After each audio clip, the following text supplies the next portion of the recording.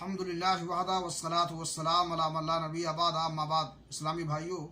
اسلام جو ایک مکمل دین ہے، اس میں حلال طریقے سے روزی حاصل کرنے کا حکم ہے، اور حصول رزق کے لیے ان اسباب و وسائل کا استعمال کرنا بھی جائز ہے جو مباح ہیں۔ کاشتکاری اور کھیتی باڑی بھی حصول رزق کا ایک ذریعہ ہے جس کی بڑی فضیلت ہے۔ صحیح بخاری شریف کی روایت ہے، اللہ کے نبی جناب محمد الرسول اللہ صلی اللہ علیہ وسلم نے فرمایا، لا یغرس مسلم غرسا ولا یزرع زرعا فیأکل منہ انسان ولا دابہ ولا شیء الا کان لہ صدقہ، کہ ایک مسلمان جب کوئی پودا لگاتا ہے یا کھیتی بوتا ہے، اس سے انسان کھا لیتا ہو یا چوپائے یا چڑیا وغیرہ، تو آخرت میں یہ چیز اس کے لیے صدقہ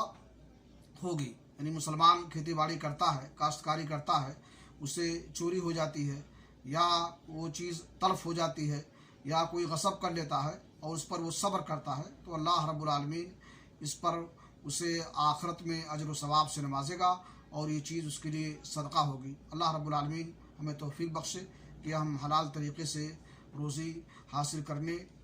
کی کوشش کریں اور اللہ تعالی ہمارے رزق میں برکت عطا فرمائے۔